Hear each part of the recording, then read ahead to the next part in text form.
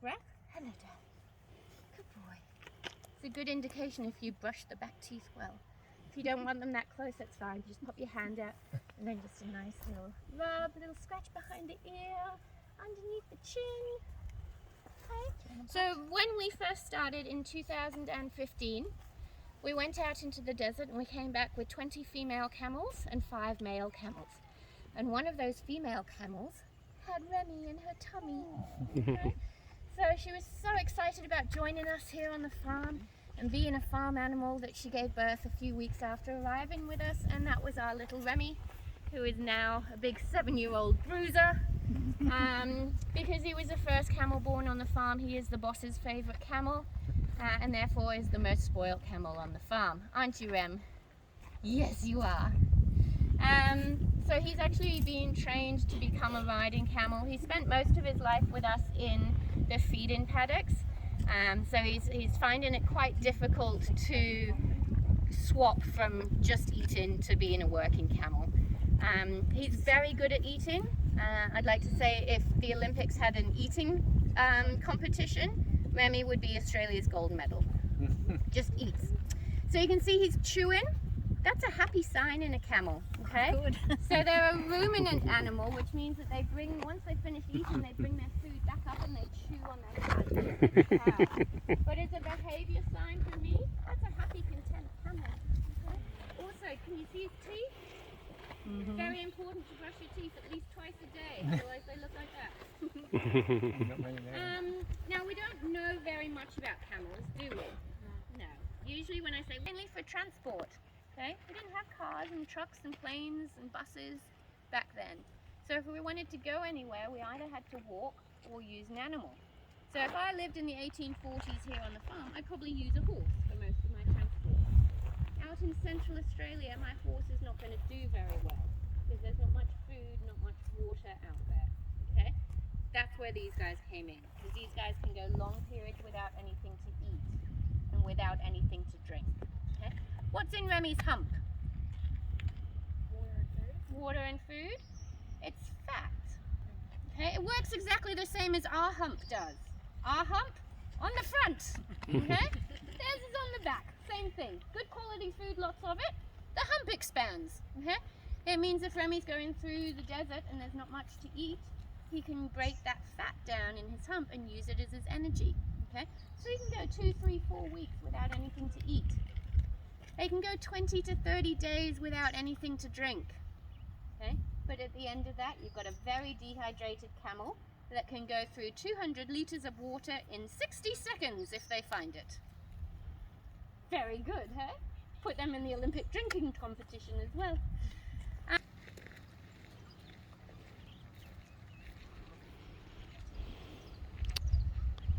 And the camels are returning from their walk.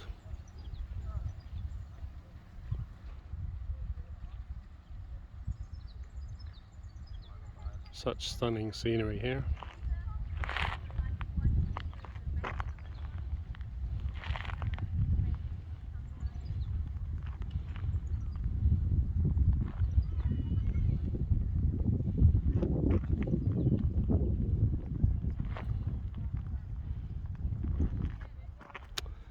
Bit of a camel farm spin.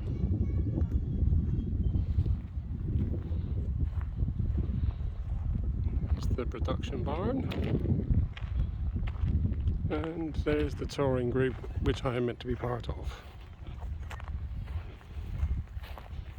In the paddock because she didn't have a blue wristband. Here's some baby camels, which are probably about as tall as me. So when we have the riding camels on their lunch break, they're in the shade of the barn and we tie them up, just like you tie a horse up when you're not using it. Evie, if you leave her there too long, gets a bit upset, undoes her knot, and comes out here to the VIP paddock. Okay? She's a strong, independent lady, our Evie. She doesn't like to be tied down, but she'll undo her knot. Okay? We have had camels jump these fences. We've had camels jump struggling in drought conditions. So apparently all these small camels have worms, which they don't get in the outback, because they don't eat off the ground in the outback, they eat off the trees.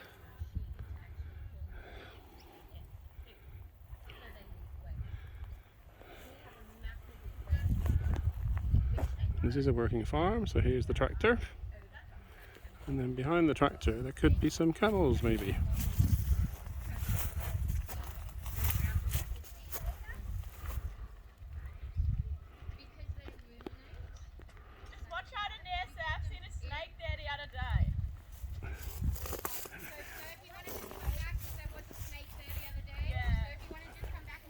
I've just been told to go away from here because there's a snake. So we'll move away. What do you do when you come to Australia? You cuddle a koala and pay a lot of money to have your picture taken. Then you feed a kangaroo who is so full it doesn't want to see food for the next week. Then you go out to Uluru or to Cable Beach at Broome and you can ride a camel. So international tourism dollars are coming in because of the camel.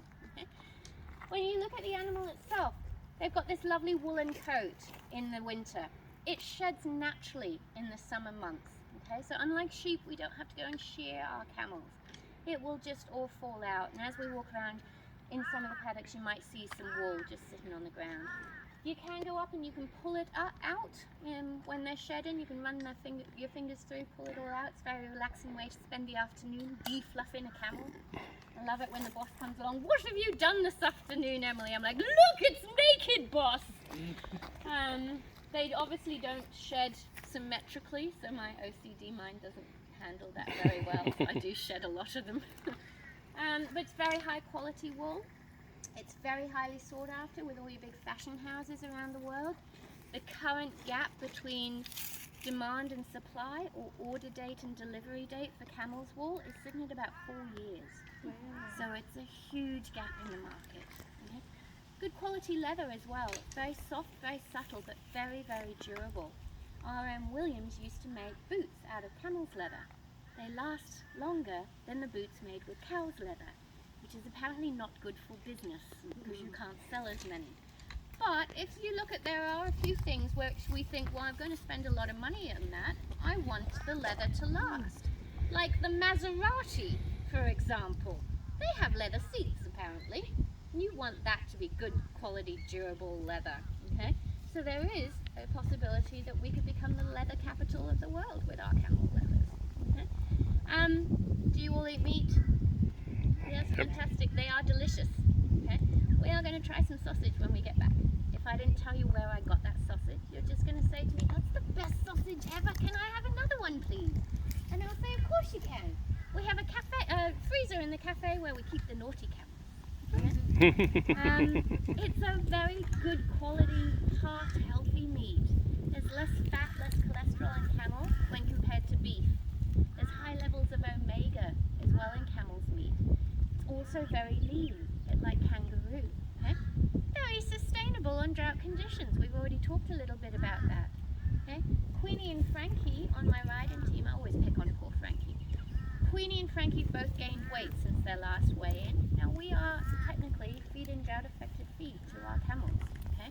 Queenie in the last year gained 180 kilos. Frankie, 200 kilos. Okay? Now they're the best exercised camels on the farm. So if we're looking for an animal that can provide us with jobs, wool, leather, meat, dairy, and can survive and tolerate quite well our drought conditions, the Australian camel is an awesome option for us. Okay? It's just at the moment, it's a bit weird because it's not one of our traditional livestock animals. But the more you think about it, who was the first person that looked at a cow and said, yeah, I'll eat that? Okay? So just changing that mindset. All right, our girls that come in, or our boys, sorry, that come into season will go on to heat, not the girls. So female camels have eggs available pretty much throughout their lifespan. There's no ovulation cycle as such with camels. When they are bred with the male, during the active act of breeding, they release eggs and pregnancy ensues. So it all happens naturally. Because if we artificially inseminated them, they wouldn't know what we had just done. They wouldn't drop their eggs for us. Okay? So it happens out the back of the farm.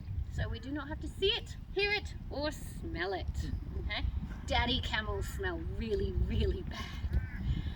And there's a few reasons for that. One, when a camel goes to the toilet, this is the educational part of it, they open their back legs, okay? They lift their tail up out the way, and they'll pee out their back legs. Okay? on a hot day, a bit like today, they will pee down their back legs. Which sounds gross, because it is, okay? But it cools them down, okay? So if we get hot, we get our bottle of water, take our hat off, pour water over our head, go, oh, that's nice, the breeze comes and it cools us down. Okay, camels can't open bottles of water, so they just pee down their legs, okay? So if you see dark staining or fluid going down any of the camel's legs, it's because they're peeing down themselves to keep them cool, okay?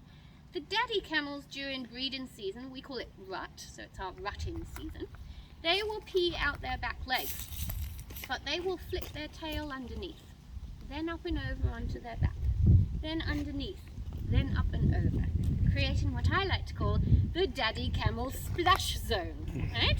It goes all over the floor, all over their back, and all over anyone or anything behind them, okay? The front end's not much better because they have glands on the top of their head that they release their musk, their scent, their cologne, okay? I call it the lynx effect of the camel world.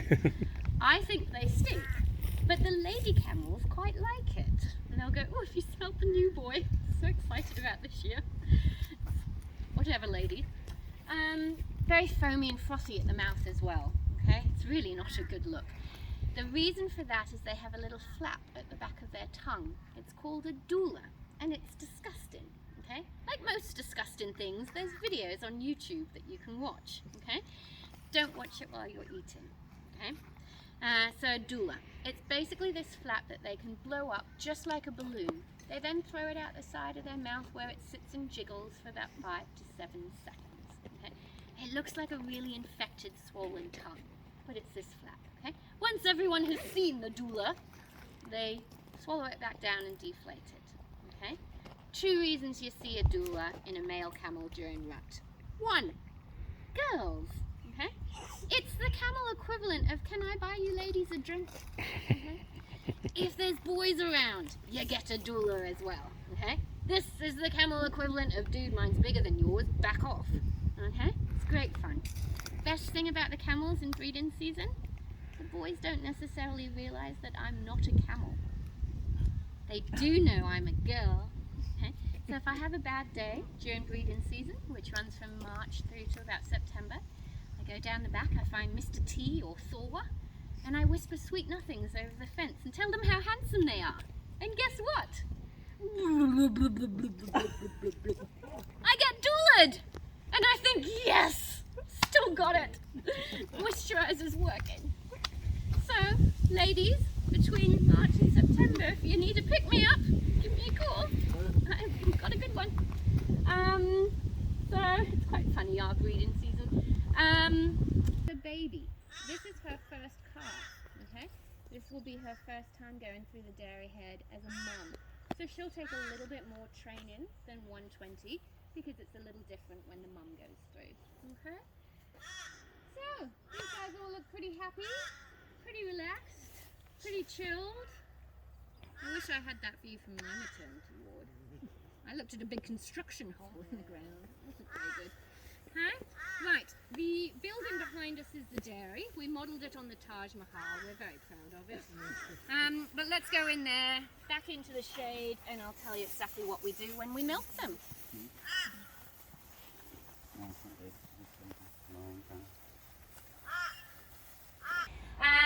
It's huge, okay? In Australia we have 8 registered camel dairies. Of those 8, this is the largest, okay? We're representing about 85-90% of the camel dairy industry in Australia here at Summerland Camels, okay? Worldwide, this is the 3rd largest camel dairy in the world. And you said it was small. Goodness me. It's a very small industry, okay? It's also a very new industry. Abu Dhabi is home to the largest camel dairy. The second just down the road in Dubai. Dubai opened in 2006 and pushes through about 10,000 litres of camel milk a day. Okay. We opened in 2015. We're putting through about 800 to 1,000 litres a week, give or take. So we're gaining on them. We can milk 10 camels at once because we have 10 suction stations. When we started in 2015, we had 2. So we've grown a little bit since then. When we come in the morning, first thing we do is we have a cup of coffee because priorities, okay? And then we go and get our mums for the day. So what we do overnight is we'll separate our mums and babies overnight. Just like these guys probably have their own bedrooms, hey? Yeah, absolutely. And you get put in your own bedroom, mum kisses you goodnight. Love you, darling. Close the door, glass of wine. So the mums in that paddock will stay in that paddock. That's mum's bedroom. Okay, the babies in there, they'll come to this paddock right here. That's baby's bedroom.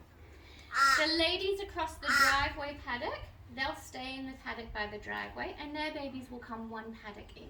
Okay, it means mum gets a good night's sleep, which is important. Okay, and it means that there's milk in mum when she comes in here in the morning. Okay, so we'll bring the mums across from that paddock, across from the driveway paddock. They'll come into the yards behind us here. The babies from the driveway paddock mums will stand right here at the gate, making a lot of noise. Yes, loosely translated. Hurry up with my mummy, human! I'm hungry. I want my breakfast. Is it like that in your house in the morning? Yeah? It isn't me. Husband, I'm hungry. Feed me. It works this morning. I got eggs on toast. So, mums come in. They'll come in from the gate across there, and they come in groups of 10 because we have 10 suction stations. Okay? So the first lady will come in, and she'll come all the way into bay number 1, which is this bay here. Okay? Bay number 1. Bay number 2, bay number 3, and so forth. So it's a herringbone design. Because remember, we're fancy. Okay? Front legs at the front of the bay, chest against this bar. Head in the feed-in trough. We call it bribery. Works every time. Yes? Give us milk. Get a little extra breakfast. Stop crying. Have some chocolate. Everyone, once they come through the dairy, will get breakfast. There's hay in the yards after they come through the dairy. But if they want the glass and grain pellet that's made specially for them, the Eggs Benedict of breakfast, they have to give us milk. Okay? Back legs and tail are here, and then you've got the next mummy camel here. So they are quite tight. Obviously, the tighter they are, the less they can move around, the easier and the safer it is for us to access their udder and to milk them. Okay?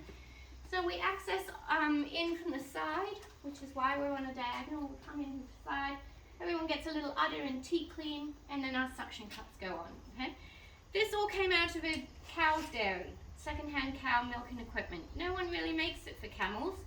Considering we're the 3rd largest dairy in the world, we only need 10. There's not much of a market. So thankfully, both animals have 4 teats. Yay! So, suction cups go on, fingers crossed. Milk comes into the jar. Okay? There's measurements down the side of each jar so we can record exactly how much milk we get from each camel each day. Okay? Once we've got milk in our jars, mum gets a little bit of breakfast. Once everyone's finished, suction cups are off, another little udder and teat clean. This gate will open, the gate across here will open. Mums will go out, babies will come out for a drink from mum. Mum will have breakfast. Then when everyone in the dairy herd is through, they'll go back to their paddocks and relax for the rest of the day. Until about 2:30, 3 o'clock this afternoon, where we'll separate them overnight again. Okay? So it's a pretty easy routine. They're in here for about 10 minutes. Suction cups are on 1.5 minutes, 2 minutes. That's it!